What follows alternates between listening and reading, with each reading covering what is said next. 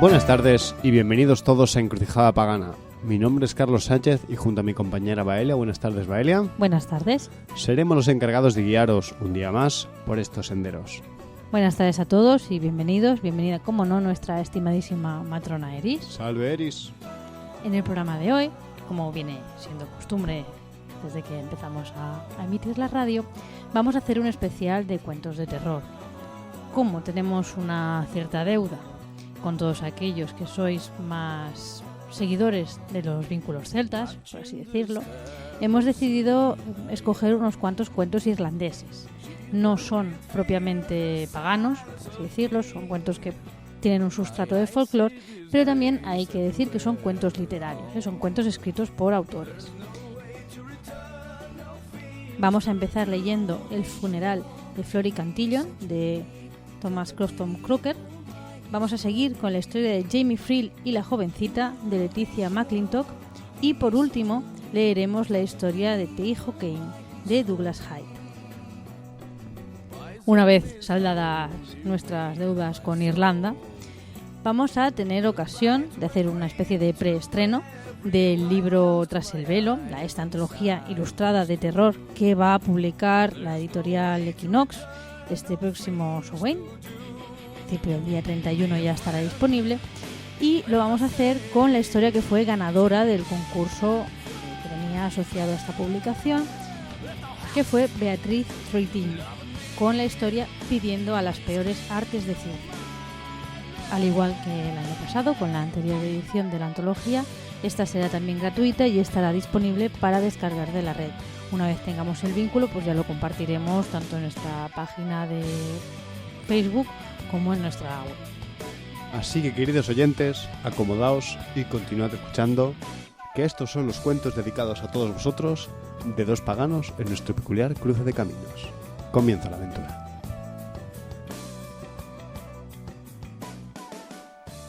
El funeral de Flora Cantillon.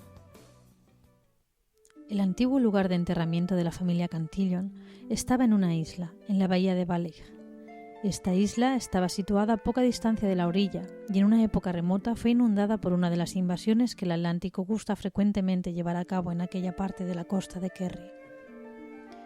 Los pescadores afirman que a menudo han visto, sumergidos en el agua, los arruinados muros de una antigua capilla bajo sus barcos cuando navegaban sobre las claras aguas verdes del océano en las tardes soleadas.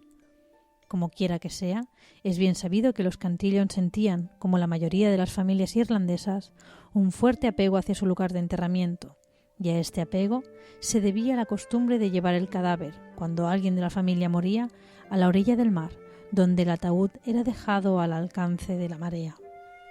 A la mañana siguiente había desaparecido, siendo transportado por sus ancestros, según creía la tradición, a la tumba familiar de la isla sumergida. Conor Crowe, un hombre del condado de Clare, estaba emparentado con los Cantillon por matrimonio. Conor, antes de romper el ayuno cada mañana, se bebía un cuarto de galón de agua salada por sus virtudes medicinales y por la misma razón, supongo, bebía 2 veces esa cantidad de whisky entre el desayuno y la noche. A la muerte de Florence Cantillon, Conor Crowe determinó, para satisfacción de sus dudas, esclarecer la verdad acerca de la historia de la vieja iglesia bajo el mar. Así que, cuando supo la noticia de la muerte del anciano, acudió enseguida a Ardfert para verlo, y allí yacía, en efecto, elegantemente ataviado, tanto que, para ser un cadáver, tenía bastante buen aspecto. Flory había sido un muchacho tan alegre y divertido como silencioso y estirado estaba ahora, y su velatorio fue, en todos los sentidos, digno de él. Hubo en él toda clase de entretenimientos y diversiones, y no menos de 3 muchachas encontraron allí marido. Buena suerte para ellas. Todo fue como debía ser. Toda aquella parte del país estaba en el funeral.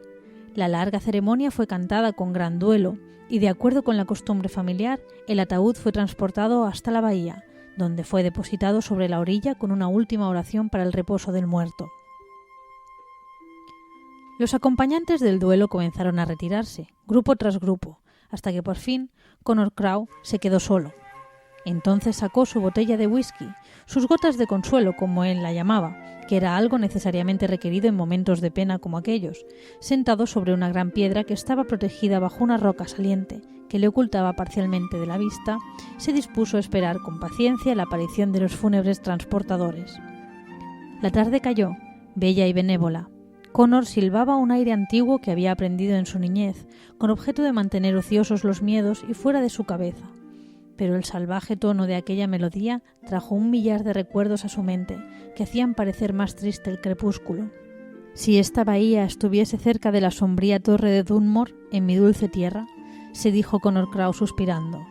Uno bien podría pensar que los prisioneros que fueron asesinados allí hace mucho tiempo, en las mazmorras del castillo, fuesen quienes, movidos por la envidia, se llevaran los féretros, porque ninguno de ellos fue enterrado decentemente, y ni uno solo de entre ellos dispuso de ataúd alguno.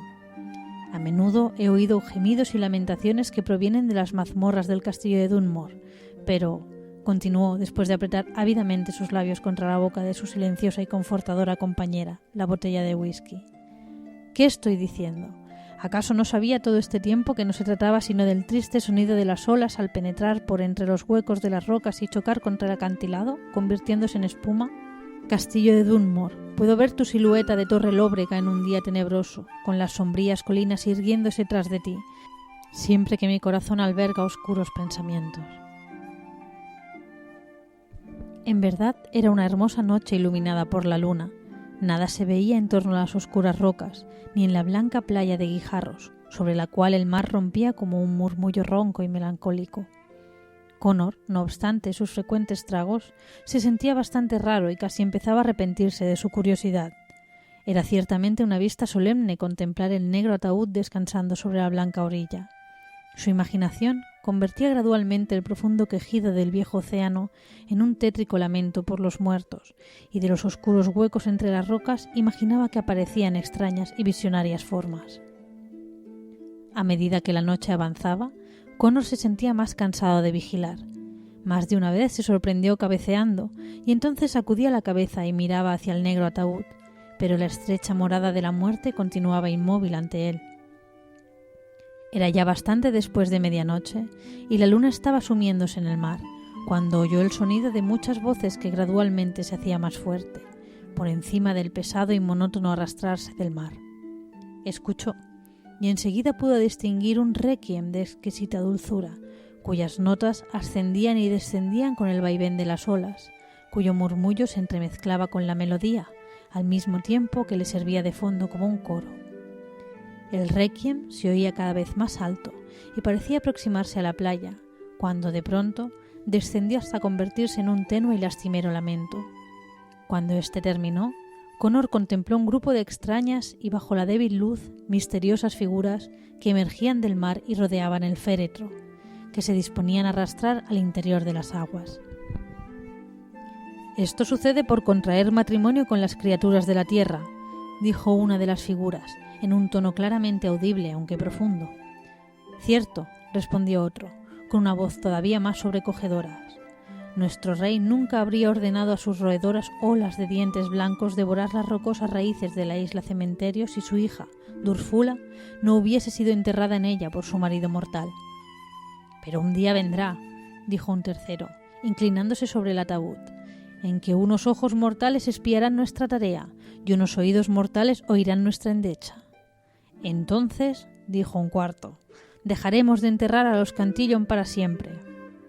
Dicho esto, el féretro fue arrastrado hacia las aguas por una ola que se retiraba, y la compañía de la gente del mar se preparó para seguirlo, pero en ese momento uno de ellos divisó a Connor Crowe, tan pasmado de asombro y tan paralizado por el miedo como la piedra sobre la que se sentaba.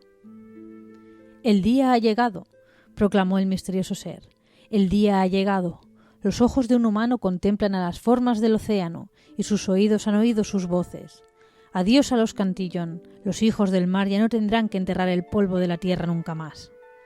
Uno tras otro se volvieron lentamente y miraron a Connor Crowe, que permanecía inmóvil como presa de un encantamiento. De nuevo elevaron su canto fúnebre y con la siguiente ola se adentraron tras el ataúd. El sonido del canto fue perdiéndose en la distancia y por fin solo el rumor de las aguas se oyó de nuevo. El féretro y su séquito de seres del mar se sumergieron sobre el viejo cementerio, y nunca más, desde el funeral de Flor y Cantillon, ha sido ninguno de la familia llevado a la orilla para ser transportado a su legítimo lugar de enterramiento, bajo las olas del Atlántico. La historia de Tycho Kane. Había una vez un mozo ya crecido, en el condado de Leitrim, hijo de un rico granjero, que poseía además fuerza y vivacidad. Su padre tenía muchísimo dinero y nunca le escatimó con su hijo. Como consecuencia, cuando el muchacho creció, mostró más inclinación por la diversión que por el trabajo, y, no teniendo ningún otro hijo, su padre le quería tanto que le consentía hacer sencillamente todo lo que le daba la gana. Era el chico extravagante y vividor, y desperdigaba las monedas de oro como cualquier otra persona podía desperdigar harina. Rara vez se le podía encontrar en casa, pero si había alguna feria, carrera o fiesta en 10 millas a la redonda, podíais sin sombra de duda encontrarle allí. Y rara era la noche también que pasaba en casa de su padre y que no estuviera rondando por ahí. Se decía de él que tenía el amor de cada mujer prendido al pecho de su camisa, pues muchos eran los besos que dio y le fueron dados, ya que era un mozo arrogante y guapo, y no había muchacha en toda la comarca que no se enamorara de él con solo poner sus ojos sobre ella. Con el tiempo se fue haciendo más caprichoso e ingobernable. Al final ya no era posible verle en la casa de su padre ni de noche ni de día, pues siempre andaba en disipación o de visita nocturna de un sitio a otro y de una casa a otra. De modo que los ancianos solían sacudir sus cabezas y decirse unos a otros: «No es difícil prever lo que sucederá con su tierra cuando el anciano padre muera. Su hijo la devastará en un año, si es que le dura tanto tiempo». Estaba siempre apostando o jugando a los naipes y bebiendo, pero su padre, como digo, nunca se preocupó por los malos hábitos de su hijo y jamás le castigó. Pero un día sucedió que alguien dio la noticia al padre de que su hijo había deshonrado gravemente a una muchacha de la vecindad, y esto sí que le enfadó. Tanto fue así que le llamó a su presencia y con tranquilidad y sensatez le dijo: «Hijo, tú sabes cuánto te he querido siempre, y nunca hasta ahora te he impedido hacer lo que quiera que fuese. Siempre has dispuesto de cuanto dinero deseaste, y yo siempre he esperado dejarte la casa, la tierra y todo lo que tuviese cuando mi hora de partir llegue. Pero he oído un relato sobre ti que hoy me ha disgustado mucho. No puedo decirte lo afligido que me he sentido cuando tal cosa me contaban, y quiero decirte sin rodeos que, a menos que te cases con esa muchacha, legaré esta casa, tierra y todo al hijo de mi hermano. Nunca podría dejarlos a nadie que hiciese de ello tan mal uso como tú haces, engañando a mujeres y seduciendo a muchachas. Decide pues ahora si vas a casar a la chica y recibir todas mis propiedades para compartirlas con ella, o por el contrario, rehusas casarte y con ello toda la herencia que estaba destinada a ti. Comunícame por la mañana cuál de las dos cosas has elegido». «¡Hey! Por Dios, padre, no debes hablarme así. Tan buen hijo como soy. ¿Quién te ha dicho que no me iba a casar con la muchacha?», replicó el hijo. Pero el padre se marchó, y el mozo sabía muy bien que cumpliría su palabra sin falta. Su mente se llenó de inquietud, porque aunque su padre era una persona bondadosa y serena, nunca se había echado atrás ante una palabra dada, y no había en todo el país brazo tan difícil de torcer como el suyo. El muchacho no sabía bien qué hacer.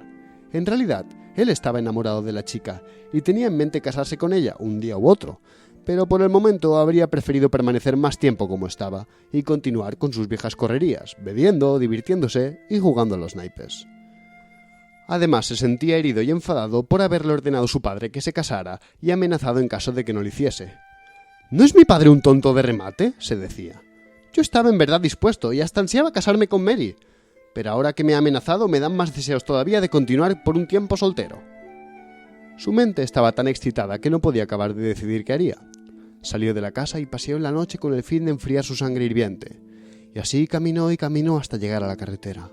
Encendió una pipa y, como la noche era agradable, siguió y siguió caminando hasta que su paso rápido le hizo olvidar sus turbaciones.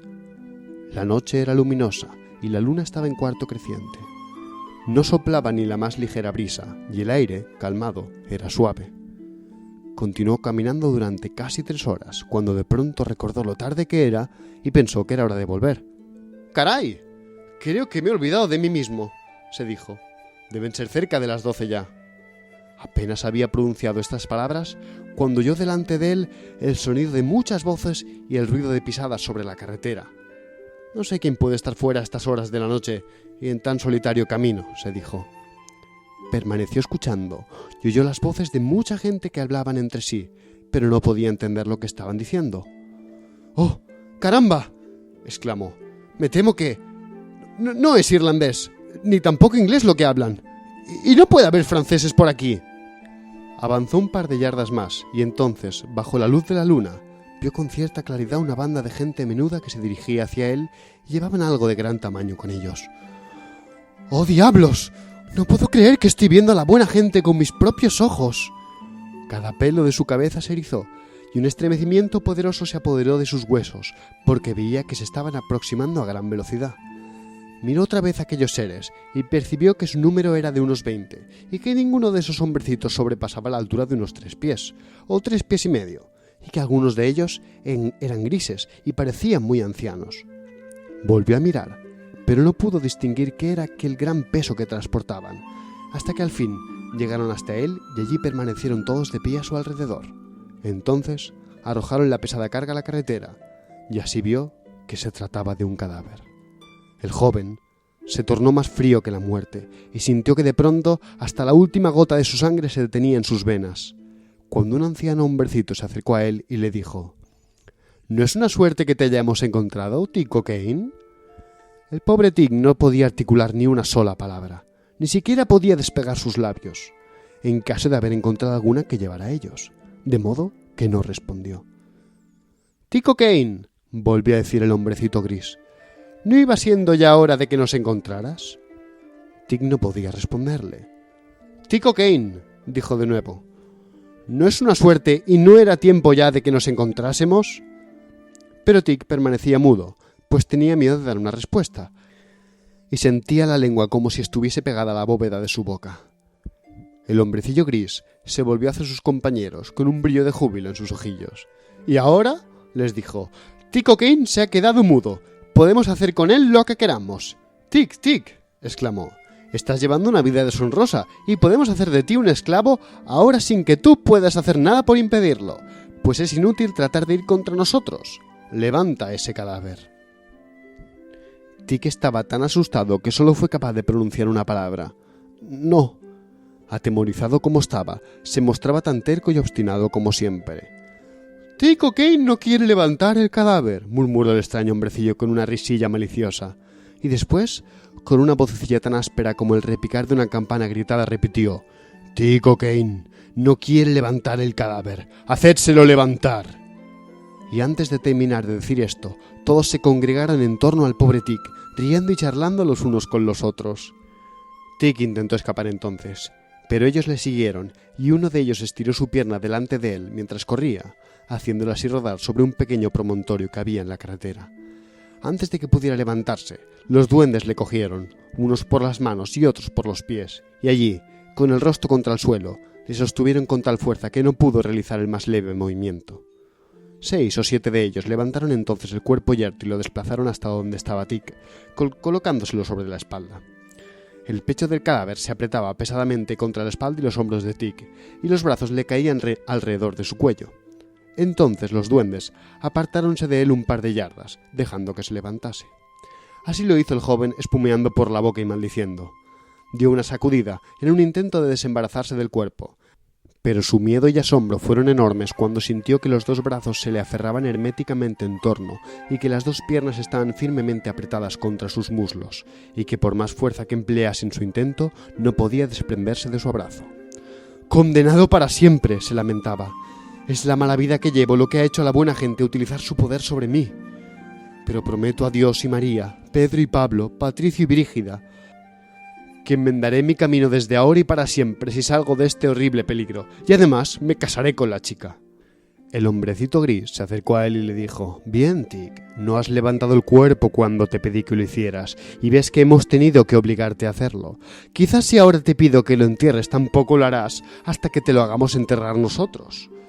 «Cualquier cosa en este mundo que yo pueda hacer por vos», replicó Tick, «de verdad será hecha», porque de pronto adquirió sensatez. Claro que si no hubiera sido por el gran miedo que tenía, jamás habría dejado salir de su boca tan corteses palabras. El hombrecillo volvió a emitir una especie de risa. «Te estás volviendo sereno ahora, Tick», dijo. «Más tarde te liberaremos, pero antes has de hacer todo cuanto te diga. Escúchame ahora, Tick O'Kane, porque si no me obedeces en todo lo que te voy a decir, te arrepentirás. Debes llevar el cuerpo que cargas sobre tu espalda a Tim Poldemus. Allí lo llevarás a la iglesia y excavarás una sepultura en el mismo centro de la iglesia. Has de levantar las losas y volver a ponerlas y dejarlas en lugar igual que estaba cuando entraste, de manera que nadie pueda apreciar el más mínimo cambio en él. Pero eso no es todo. Es posible que no te sea permitido enterrar el cuerpo en la iglesia. A lo peor, otro cuerpo ocupa aquel lecho, y si fuera así, es poco probable que lo comparta con este. Si no consigues enterrarlo en Tim Poldemus, debes llevarlo a Carrick Fatbid Corus y enterrarlo allí en el cementerio de la iglesia. Y si no puedes hacerlo, llévalo a Tim Polronan. Y si en dicho cementerio tampoco fuese posible, ve a Imlock Fada. Y si tampoco pudieses enterrarlo allí, tendrás que llevarlo a Kilbridia, donde podrás enterrarlo sin más demora. No puedo decirte en cuál de sus iglesias se te permitirá hacerlo, pero sé que en una de ellas obtendrás licencia para enterrarlo. Si llevas a cabo ese trabajo correctamente, te estaremos agradecidos y tú ya no tendrás motivos para preocuparte. Pero si te muestras torpe o perezoso, créeme que te será pedida una satisfacción por ello». Cuando el hombrecillo gris hubo terminado de hablar, sus camaradas aplaudieron alborozadamente. «¡Andando, andando! Que tienes todavía 8 horas hasta que empiece a romper el día, y si no has enterrado a este hombre antes de que el sol asome, estarás perdido». Con puños y pies le empujaron a lo largo de la carretera, obligándole a caminar y a caminar a buen paso sin concederle descanso. No hubo camino mojado, pensaría él más tarde, ni intrincada senda, ni torcida vereda en toda la región que no anduviese aquella noche. La noche se tornaba a veces muy oscura, y de vez en cuando una nube se interponía entre la luna y él, impidiéndole ver nada en absoluto, con lo cual sufría frecuentes caídas. Muchas veces resultó herido en ellas, otras escapó ileso, pero siempre era obligado a incorporarse al momento y recuperar apresuradamente su marcha. Algunas veces los rayos de luna abrían la noche con luminosidad, y entonces el joven miraba hacia atrás y veía con claridad a los pequeños seres siguiéndole los pasos, y les oía charlar entre sí con grandes gritos y voces, cual bandada de gaviotas, y por su alma podía jurar que jamás entendió ni una sola palabra de cuanto decían. No tenía ni idea de cuánto había caminado, cuando al fin uno de ellos le gritó: «¡Detente ahí!». Él se paró, y todos volvieron a congregarse a su alrededor. «¿Ves aquellos árboles ajados por allí?», habló el viejo duendecillo de nuevo. «Tim Poldemus está entre esos árboles, y debes ir tú allí por tu propio pie, porque nosotros no podemos ir contigo ni seguirte. Debemos permanecer aquí. Adelante, sin miedo». Tick miró desde su posición y vio una tapia alta que estaba semiderruida por algunas zonas, y una vieja iglesia gris al otro lado. Alrededor de ella había como una docena de viejos árboles resecos diseminados por aquí y por allá. No había hoja ni ramita alguna en ninguno de ellos, pero sus desnudas ramificaciones se extendían torcidas por el aire como los brazos de un hombre cuando amenaza. No tenía elección, sin embargo el joven estaba obligado a seguir adelante. Estaba a unas 200 yardas de la iglesia y hacía ya camino, sin mirar una sola vez atrás, hasta llegar a la verja del patio eclesiástico. La vieja puerta de rejas estaba caída en el suelo y no tuvo dificultad para entrar. Se volvió entonces para mirar si alguno de los hombrecillos le estaba siguiendo, pero otra nube pasó sobre la luna y la noche se hizo tan tenebrosa que no pudo ver nada. Entró en el patio y ascendió por el viejo sendero de hierba que conducía a la iglesia. Cuando hubo llegado a la puerta encontró que estaba cerrada. Era una puerta grande y fuerte y no sabía qué hacer. Por fin sacó su cuchillo con dificultad y lo introdujo entre la madera para ver si estaba podrida por el cierre, pero no lo estaba. «Ahora», dijo para sí, «no hay nada más que hacer. La puerta está cerrada y yo no puedo abrirla». Antes de que estas palabras adquirieran completo sentido en su mente, una voz le dijo al oído: «Busca la llave encima de la puerta o en el muro». «¿Quién es?», dijo él, y el sudor brotó de su frente. «¿Quién me ha hablado?». «Soy yo, el cadáver quien te ha hablado», dijo la voz. «¿Puedes hablar?», dijo Tick. «De vez en cuando», contestó quedamente el cadáver. Tick buscó la llave y la encontró encima del muro. Estaba demasiado asustado como para decir algo más, pero abrió la puerta de par en par y tan rápidamente como pudo se dirigió hacia el interior con el cadáver sobre su espalda. Estaba tan oscuro como un pozo profundo, y el pobre Tick comenzó a temblar y tiritar. «Enciende la vela», dijo el cadáver. Tic metió su mano en el bolsillo y del modo que pudo extrajo de él un trozo de pedernal y otro de acero. Sacó una chispa y comenzó a prender lentamente un pequeño harapo que también llevaba en un bolsillo. Frotó y frotó hasta que logró una llama y miró a su entorno. La iglesia era muy antigua y una parte del muro estaba desmoronada. Las ventanas estaban rotas o agrietadas, la madera de los bancos carcomida. Había 6 o 7 viejos candelabros. Tic encontró el resto de una vieja vela y la encendió. Miraba todavía a su alrededor, aquel horrible lugar en el que se encontraba, cuando el cadáver susurró de nuevo en su oído: «¡Entiérrame ahora! ¡Entiérrame ahora! Hay una laya, excava en el suelo». Tic miró desde donde estaba y vio una laya que yacía bajo el altar. La tomó, introdujo la pala bajo una losa en el centro de la nave e inclinando todo su peso sobre el mango la levantó. Cuando la primera losa estuvo fuera, no fue de muy difícil levantar las contiguas, y así retiró 3 o 4 baldosas de su sitio. La tierra que había debajo de ellas era blanda y fácil de extraer, pero no había sacado más de 3 o 4 paletadas cuando sintió que el hierro tocaba algo más blando, como la carne. Quitó otras 3 o 4 paletadas de alrededor y entonces vio que había otro cuerpo enterrado en el mismo lugar. «Me temo que nunca se me permitirá enterrar los 2 cuerpos en el mismo agujero», dijo Tic con el pensamiento. «¿Tu cadáver, que estás ahí en mi espalda?», preguntó. «¿Estarías satisfecho si te entierro aquí dentro?». Pero el cadáver no respondió nada. «Eso es una buena señal», se dijo Tic a sí mismo. «A lo mejor se ha quedado para siempre silencioso». Y clavó la laya en la tierra de nuevo. Posiblemente iría al otro muerto que ahí yacía, pues un muerto se irguió sobre su tumba y gritó con un tono lastimero y espantoso: «¡Ah! ¡Oh! ¡Oh! ¡Vete! ¡Vete! ¡Vete! ¡O serás hombre muerto! ¡Sí! ¡Muerto! ¡Muerto!». Y volvió a su yaciente postura en la tumba. Tic diría más tarde que de todas las cosas asombrosas que vio aquella noche, esa fue la más horrible para él. El pelo se erizó de nuevo en su cabeza como las púas de un puercoespín. Un sudor frío fluía por su rostro y comenzaron a temblarle hasta los huesos, hasta que sintió que iba a desplomarse. Pero al cabo de un rato comenzó a tranquilizarse, cuando vio que el segundo cadáver seguía yaciendo silenciosamente en su sitio. Volvió a echar tierra sobre él y colocó las lápidas cuidadosamente tal como antes estaban. «Ya no creo que vuelva a levantarse», dijo. Entonces se alejó un poco en dirección a la puerta, siguiendo la línea central de la nave, y de nuevo comenzó a izar las lápidas en busca de un nuevo lecho para el cadáver que portaba. Levantó 3 o 4 y las puso a un lado y luego excavó la tierra. No había acabado mucho rato cuando dejó al descubierto el cuerpo de una anciana sin un solo hilo sobre ella aparte de su camisa. Esta parecía más viva que el anterior cadáver, pues apenas había el muchacho quitado algo de la tierra que le cubría cuando ella se sentó y comenzó a gritar: «¡Oh! ¡Tú, payaso! ¡Tú, payaso! ¿Dónde has estado que no tienes lecho?». El pobre Tic retrocedió, y ella, al no obtener respuesta alguna, cerró tranquilamente sus ojos, perdió su vigor y su tronco volvió lenta y serenamente a su antigua posición en la tierra. Tic hizo con ella como había hecho con el hombre, volvió a echar la tierra y colocó las losas que la cubrían. Comenzó a cavar una vez más cerca de la puerta, pero no había extraído ni 2 paletadas cuando distinguió la mano del hombre junto a la herramienta. «Por mi alma que es inútil que vaya más lejos», dijo a sí mismo. «¿De qué me serviría?». Y una vez más volvió a reponer la tierra en su sitio, y lo mismo hizo cuidadosamente con las lápidas. Entonces abandonó la iglesia con el corazón al límite. Cerró la puerta y pasó la llave, dejándola donde la había encontrado. Se sentó sobre un túmulo que estaba cerca de la puerta y se puso a pensar. Estaba envuelto en dudas acerca de qué debía hacer.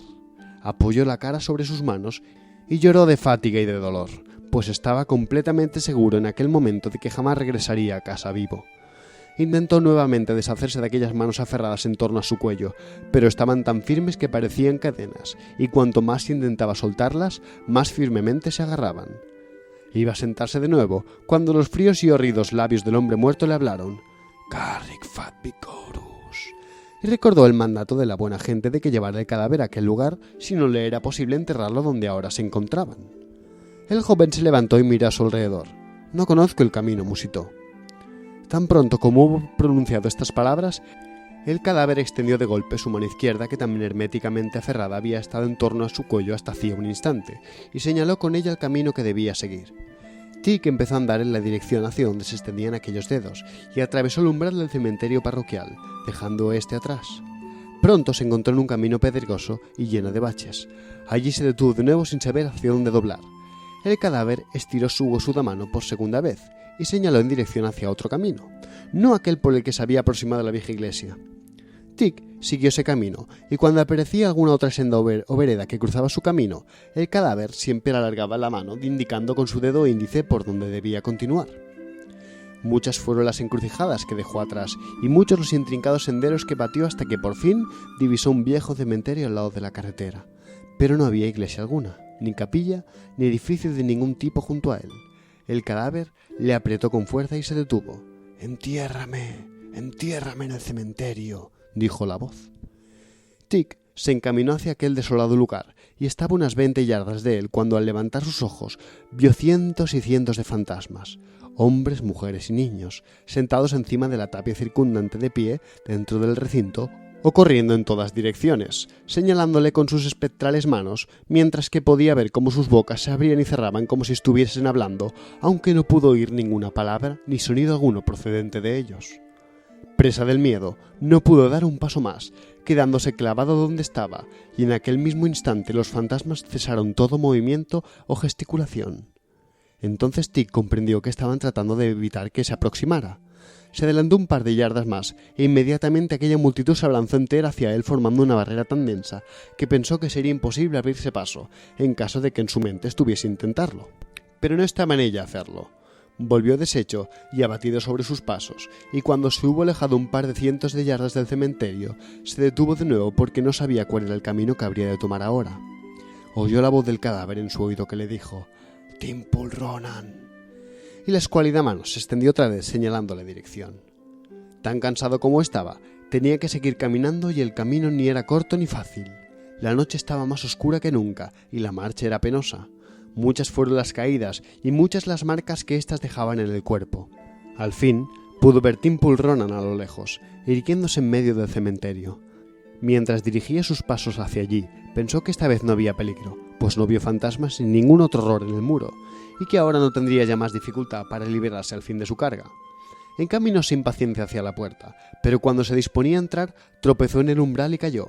Antes de que se hubiese recuperado del todo, algo que él no podía ver lo asió por el cuello, por las manos y por los pies, sacudiéndole, magullándole y asfixiándole hasta dejarle casi muerto.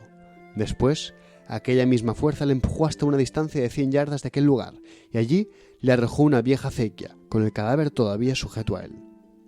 Dolido y magullado, se levantó al fin, temiendo acercarse otra vez al lugar, porque no había visto nada, ni nadie que le atrapara y llevara tan lejos del cementerio. «Tu cadáver que está sobre mi espalda», balbuceó. «¿Debo tratar de volver al cementerio?» Pero el cadáver no respondió. «Eso es señal de que no deseas que lo intente de nuevo», se dijo Tic. En gran duda se encontraba ahora sobre qué habría de hacer, cuando el cadáver le habló al oído. «Imloque fada». «¡Condenación!», rugió Tic. «¿Debo llevarte allí?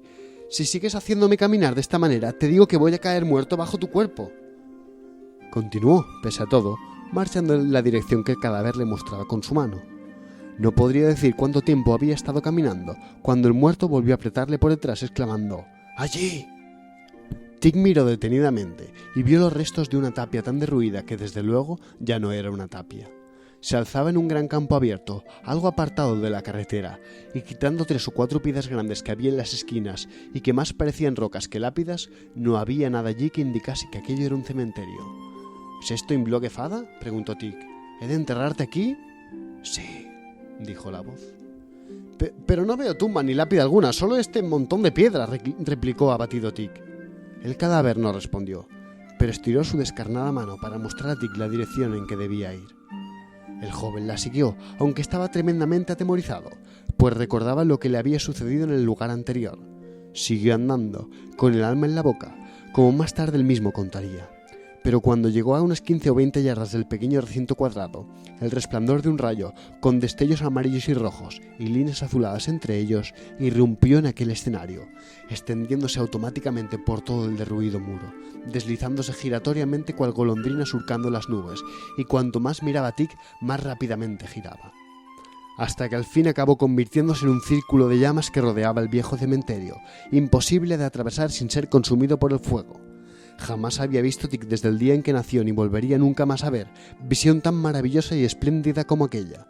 Las llamas amarillas, blancas y rojas ardían alrededor, desprendiéndose chispas azules que saltaban en el aire, y lo que al principio no era más que una estrecha y delgada línea fue aumentando lentamente hasta convertirse en una amplia cortina de fuego que seguía extendiéndose y lanzando cada vez más chispas, hasta que llegó un punto en que no había color en la tierra que no pudiese verse en aquel fuego, y nunca brilló relámpago ni ardió llama con tanto resplandor y luminosidad como aquellos. Tic estaba maravillado, medio muerto de fatiga, no tenía valor alguno para acercarse al muro. Una especie de neblina envolvió sus ojos, obligándole a sentarse sobre una gran piedra para recuperarse. No podía ver nada más que la luz, ni podía oír nada aparte del zumbido que ésta emitía al girar en torno a la explanada con su fulmínea velocidad. Mientras trataba de descansar en la piedra, la voz susurró una vez más en su oído: «¡Kilbredia!». Y esta vez el muerto apretó tan fuerte que el muchacho lanzó un grito horrible. Se levantó otra vez, exhausto, mareado y temblando, y siguió adelante por donde se le indicaba. Soplaba un viento frío y el camino era malo y pesaba la carga que transportaba sobre sus espaldas. La noche era oscura, estaba rendido y si hubiese tenido que andar mucho más lejos todavía, habría sin duda caído muerto bajo su lúgubre carga. Por fin el cadáver alargó su mano y le dijo: «Entiérrame allí». «Este es el último lugar», dijo Tic con el pensamiento. «Y el hombrecillo gris dijo que en algún sitio de los de aquí me sería permitido enterrarte. Aquí ha de ser aceptado, no puede ser de otro modo».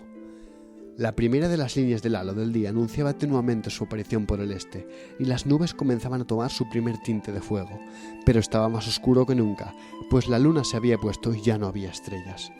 «¡Apresúrate! ¡Apresúrate!», dijo el cadáver, y Tic aceleraba su paso cuanto podía, encaminándose hacia el cementerio, que era un pequeño recinto sobre una colina desnuda, con solo unas pocas tumbas en él.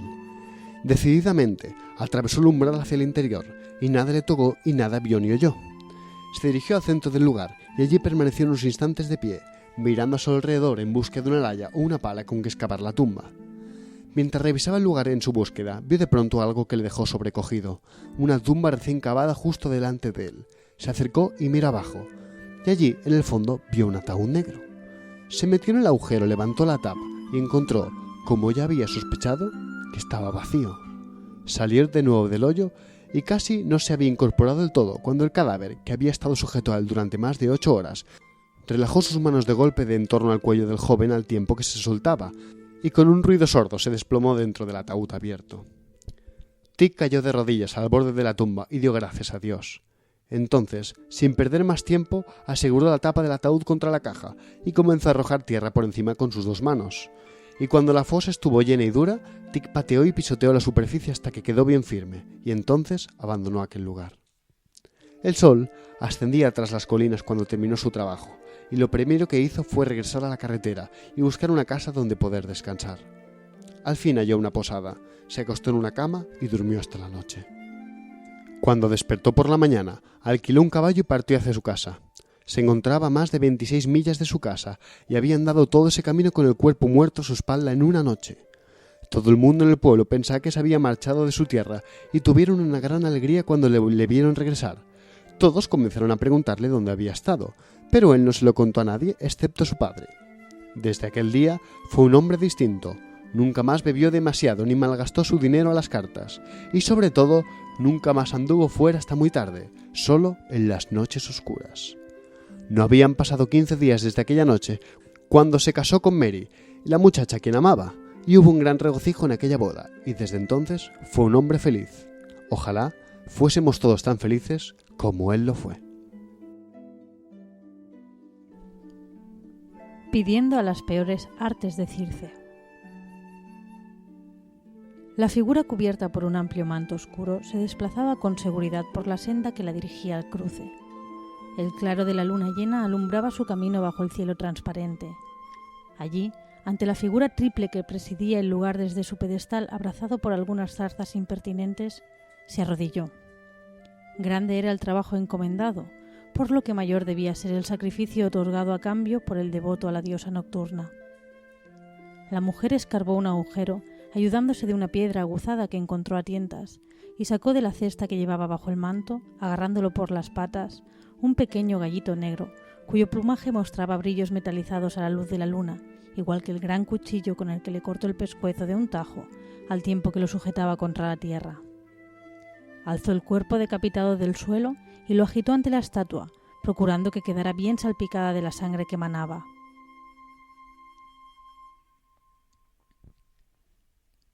El heraldo de la luz inmolado a las tinieblas fue luego dejado delante del pedestal, donde todavía se debatía un instante entre inútiles aleteos, mientras la hechicera cogía del cesto una tosca figurilla humana de cera. En el pecho, un poco a la izquierda, tenía un hueco que había sido rellenado con cera nueva, donde había sido enterrado un mechón de cabello castaño que colgaba en parte sobre el torso. El chorro que brotara del cuello del ave había llenado el pequeño hoyo en la tierra, y allí sumergió el muñeco la mujer, después de haberle grabado en la espalda con un clavo ciertas palabras. Nubes repentinas ocultaron la luna, y la maga se apresuró en dibujar en la tierra un círculo a su alrededor. Ya más allá del surco trazado, sabía ella que le sería infranqueable, brincaban sombras negras, y aunque temblaba ante tales presencias, no tenía miedo. Por mucho que apenas pudiese mirar hacia los bultos informes que reptaban merodeando, no era la primera vez que se encaraba con el cortejo de Hécate. Todo respondía a la petición de un cliente muy decidido, un joven arrogante, cegado por el amor que pocos días antes se había presentado en su casa con tan insólita demanda. Dijo llamarse Políxeno y haber acudido al son de su merecida fama. «Espero que vuestras habilidades sean ciertas, señora Circe», le dijo, «porque estoy harto de encontrarme con farsantes. No quiero yo tampoco una benéfica experta en filtros, pociones y venenos, ni un lector ambulante de sueños». «Jovencito, mis ancestros cuidaban serpientes sagradas en Tracia, alimentadas con libaciones de sangre, leche y miel, pues eran los sacerdotes de un poderoso oráculo. Conozco la magia de los nudos, fabrico tablitas de deficción, adivino el porvenir en el agua de los cuencos y en el bronce de los espejos. A mis clientes les pido discreción, pero a través de mí siempre han obtenido lo que buscaban». «Me han hablado de ti como si de un Apolonio de Tiana femenino se tratara. ¿Cómo pudo ser que hasta ahora desconociera que la solución a mi desgracia se encontraba en mi propia ciudad? He perdido el tiempo en viajes inútiles, gastando tiempo y paciencia con embaucadores más o menos hábiles, como ya te he dicho. Cantores de sortilegios sin sentido, cocedoras de hierbas, astrólogos que se dicen egipcios o caldeos con sus libros de horóscopos, serán útiles para los deseos simples de la plebe. Pero yo no quiero conocer el rumbo de mis días futuros, ni atraer dinero hasta mi bolsa, ni fortuna para mis negocios. Tampoco hacer caer la desgracia sobre la cabeza del rival, ni avivar el fuego del amor en el corazón del deseado». «El misterio es para mí como una cerradura que salta al simple roce de mi mano, aunque la modestia refrene mi lengua, jovencito. ¿Qué buscáis entonces en concreto?». La codicia revoloteaba en las pupilas de la mujer mientras calibraba para sus adentros al que tenía delante. Las finas ropas, los caros ungüentos que perfumaban su piel tersa y los brillantes rizos negros de la pulcra cabellera que caía sobre sus hombros, así como su acento y vocabulario, le hablaban a las claras de un joven culto de elevada posición social. No todos los días llegaba hasta su ventana un pajarito tan reluciente. «Los frutos que solo se pueden recolectar del árbol de la nigromancia». «Ah, entiendo. Soy también hortelana en esos jardines, Políxeno, pero es un trabajo caro». «Lo suponía. El dinero no es problema alguno. Lo único que te pido es que no emplees mentiras conmigo, ni trucos ni patrañas». «No soy una vulgar ventrílocua. Las sombras de los muertos acuden en verdad a mi llamada. ¿Es eso lo que quieres? ¿Convocar desde el remoto Érebo a alguien que ya mora en él?». «Mucho más que eso, señora Circe, mucho más. No solo hacer regresar al espíritu, sino volver a encadernarlo a su cuerpo mortal y hacerle levantarse del seno frío de la tierra, con su integridad recobrada». «¿Queréis que resucite un muerto?». «A una muerta. Mi esposa rompió la promesa que nos hicimos de no separarnos nunca y morir juntos. A la semana de la boda, nuestra dicha se truncó de improviso, del modo más cruel, cuando, sin el menor aviso, ella cayó fulminada cuando cruzaba del atrio ligera como una alada victoria. ¿A qué celosa divinidad ofendimos para merecer semejante castigo? No puedo vivir sin ella. Tráemela de vuelta. Nos marcharemos lejos a aprovechar esta segunda oportunidad. He renunciado a mi parentela y a mi fortuna para, lejos de murmuraciones, formar juntos una nueva». «No os voy a negar que es la petición más extraña que he recibido, pues la mayoría de la gente se conforma con su destino, asumiendo la inevitable mortalidad». «Yo no soy como los demás. No temo asumir riesgos. Si hay un resquicio para la esperanza, lo agrandaré para mis propósitos. ¿Puedes ayudarme con tu poder? ¿Puedes engañar a la naturaleza?». «Debías de querer mucho a esa muchacha». «Sin ella no hay para mí ni luz ni alegría. Desespero recordando su voz, y desfallezco al sentir los ecos de sus caricias. Solo quiero, Circe, que me la devuelvas solo para mí. Guíame como Orfeo hasta Eurídice. Lo haré, Políxeno, pero no será barato. Los cuerpos pesan más que las sombras. Con un gesto elegante, el joven tiró sobre la mesa la voluminosa bolsa. La mujer abrió más los ojos, encantada con el tintineo que acompañó al golpe. Circe envió a su vieja sirvienta Cloris tras el carro del joven, conducido por un esclavo fornido con un puñal al cinto, mientras ella abría el armario y sacaba de la balda más alta un viejo manuscrito cifrado, cuyas tapas de cuero aparecían muy gastadas.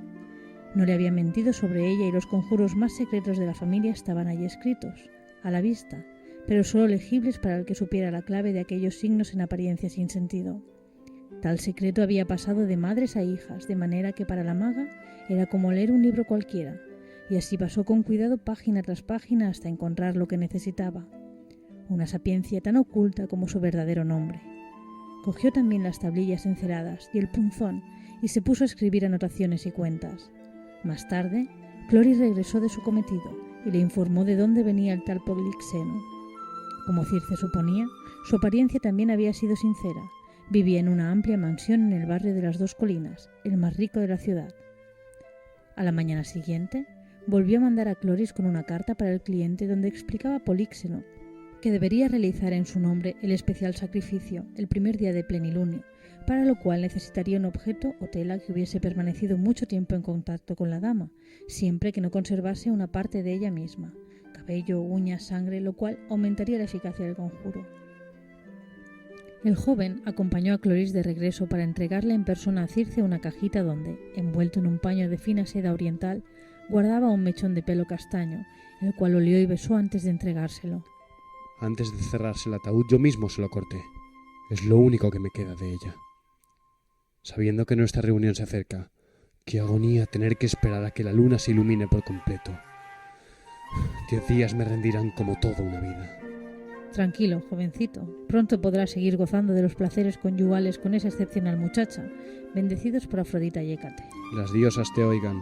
Perdona que tenga que mencionarlo, pero necesitaré ciertas hierbas poco comunes para el baño de la dama, pues el cuerpo tendrá que recuperar el calor perdido y despojarse de las impurezas producidas durante la putrefacción. Circe se arrepintió un instante de haberle dibujado un panorama de corrupción y desagradable limo cadavérico, mientras el joven le lanzaba una mirada entre furiosa y ofendida, igual de efímera. ¿Podrás encontrarlas a tiempo o tendremos que esperar al siguiente mes? Creo que mi proveedor de confianza, un honesto comerciante de Éfeso, tendrá la suficiente cantidad en su trastienda, pero el problema es que son muy raras y, por tanto, caras. Políxeno esbozó un mohín de contrariedad mientras metía la mano bajo la clámide y la sacaba con algunas monedas más, que Circe recogió de la mesa con obvia satisfacción. 6 noches más tarde espiaba la llegada de su huésped desde detrás de la celosía del balcón, viéndole bajar del carromato, cubierto con un toldo, ayudado por el robusto esclavo que velaba por la seguridad de su amo. Gracias a la lucerna que colgaba de la cercha de arqueado mimbre, pudo entrever el equipaje, un arca y varias sacas, que portaba dentro del vehículo lo mismo que las pesadas capas con capucha que lucían tanto el amo como el esclavo, síntomas de ir a afrontar un largo viaje. Cerró los paneles interiores de madera y se retiró a la intimidad de su alcoba, hasta donde llegaba la estridencia de los grillos veraniegos, pues su casa se situaba a las afueras, a un lado de la carretera. Estaba agotada pero exultante pensando en la ganancia que le había reportado el trabajo. Abrió la puerta y entró en la antecámara, dejando sobre el velador la lamparita de bronce antes de esperar sentada tras la mesa central a que Cloris condujera al huésped hasta allí. Políxeno entró paseando la mirada por la habitación, como esperando que su amada surgiese de la penumbra a su encuentro. ¿Dónde está?, preguntó, deteniendo la vista en el muñeco de cera que había sobre el tablero de mármol con las patas de bronce simulando arpías, a juego con la silla donde reposaba la mujer. Al lado había ahora también un brasero humeando un perfume espeso y con un toque áspero. Los dedos cubiertos de ostentosos anillos se cerraron sobre la figurita, que tenía un profundo hueco vacío en el pecho. Políxeno no era capaz de apartar los ojos del curioso objeto. ¿Para qué sirve esa muñeca? Tu esposa está en camino. La figurita la llama. Como si se hubiese roto el encantamiento, el recién llegado pudo mirar atrás, por encima del hombro, a la oscura hoja de la puerta. ¿Es ella de verdad? ¿Ha podido cruzar de vuelta el umbral del Hades? Sí, pero aún no ha recuperado la humanidad. ¿Qué significa eso? Los muertos desean la vida de los que todavía caminan por la tierra. Hay que apaciguar su espíritu y devolverle los sentimientos perdidos. Si no, lo único que encontrarás entre tus brazos será una furia sedienta de sangre. Políxeno palideció hasta tal punto de que incluso sus labios perdieron color. Circe imaginó que en su corazón, por un momento detenido, todo el calor del amor y el deseo había sido apagado por la súbita escarcha del miedo.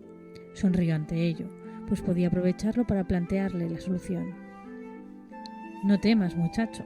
Mi arte es eficaz en ambos mundos, y si se tercia, conozco cómo lidiar con los revinientes. ¿Qué podemos hacer, poderosa Circe? Te suplico que me la entregues viva y consciente de su nuevo ser. No debes dudar de mí, Políxeno. Nunca he roto un trato. La recién llegada debe escuchar unas palabras, una fórmula que la hará despertar a la luz de la razón perdida. Dímelas. Los secretos familiares arcanos también tienen un precio. ¡Maldita sea, si ya vas cubierta de oro! Y estoy siendo generosa, jovencito, porque en realidad sería impagable. No pienso gastar más contigo, ya te he pagado de sobra. El conjuro y los ingredientes sí, pero no las palabras mágicas. Todo junto y en cantidad suficiente lo pagué, y un extra que añadiste luego, vieja codiciosa. Estamos en paz, dime esa fórmula. Págamela y hablaremos. Ya lo pagué. No seas testarudo, Políxeno. Tu esposa se acerca y te aseguro que preferirás verla con todas sus facultades despiertas que como viene arrastrándose desde el sepulcro. Vieja bruja profanadora de cementerios. El joven, tan enfadado como asustado, rodeó la mesa para sujetar a la mujer, que se había levantado de la silla, por los hombros y zarandearla. Dime las palabras. ¡Suéltame, desgraciado! Por las malas no vas a conseguir nada. Circe le agarró de las muñecas, clavándole las uñas. Llevado por el dolor y la ira, el joven lanzó a la delgada mujer lejos de sí con todas sus fuerzas, estrellándola al fondo contra la afilada arista del armario. Se acercó al ver que no se levantaba tras quedar arrodillada, apoyada contra el mueble con la cabeza caída sobre el pecho. Había un reguero de sangre desde el lugar del impacto hacia abajo.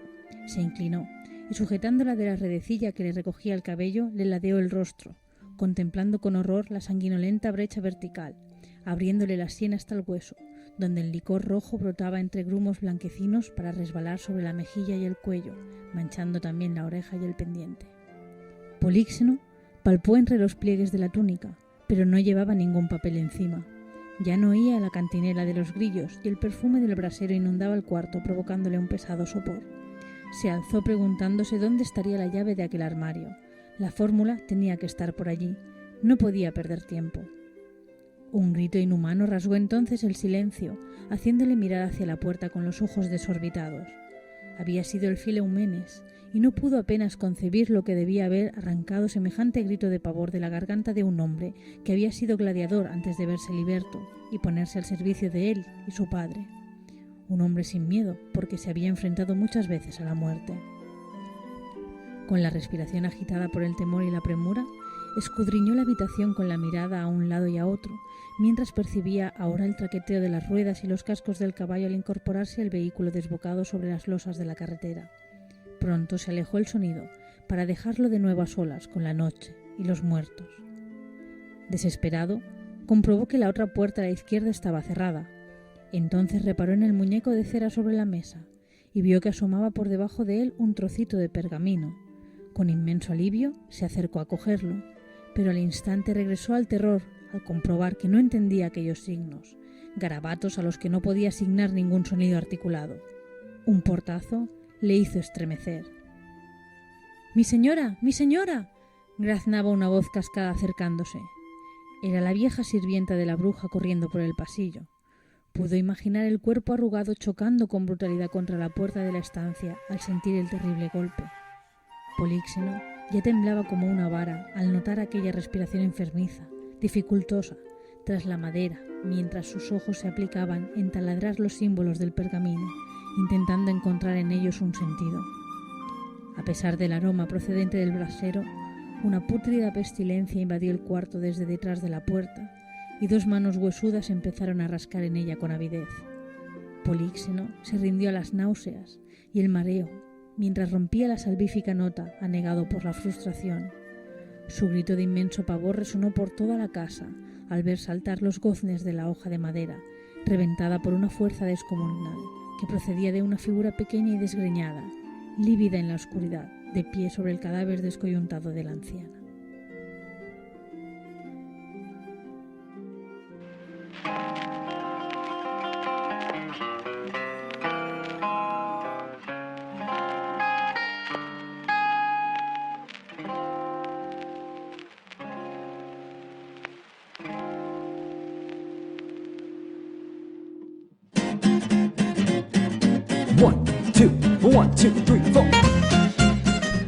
Y hasta aquí nuestro programa de hoy. Esperamos que nuestros cuentos hayan sido de vuestro agrado. Desde Encrucijada Pagana agradecemos a todos los oyentes que nos seguís, tanto desde Sardañola Radio como a través de nuestros canales en iVoox o en YouTube, que como sabéis este año estamos actualizando al mismo tiempo. Damos las gracias a todos nuestros oyentes, como no a nuestra queridísima matrona Eris, que sin ella esto es imposible. Y, como no, deciros, queridos oyentes, que os esperamos el próximo miércoles, o por donde nos escuchéis, aquí, en Encrucijada Pagana, en nuestro peculiar cruce de caminos. ¡Hasta pronto!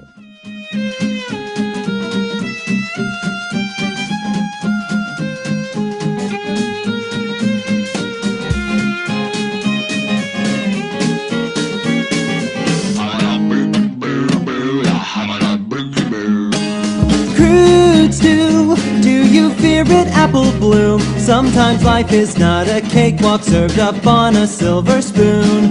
Toss a fig and save the date, and bread and butter, chant and mutter, marination, incantation, chocolate icing, timeline splicing, yeast is rising, rectifying.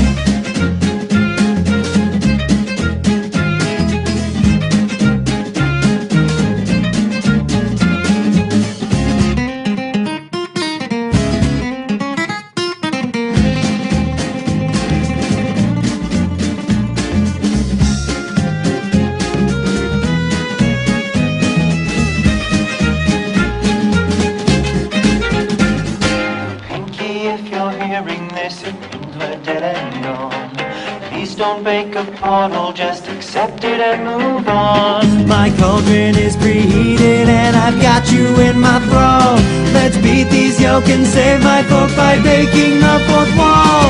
Watch as I work my gypsy magic, see pony tears and provolone. God help this outcast with her witchcraft, someday I'm gonna go home.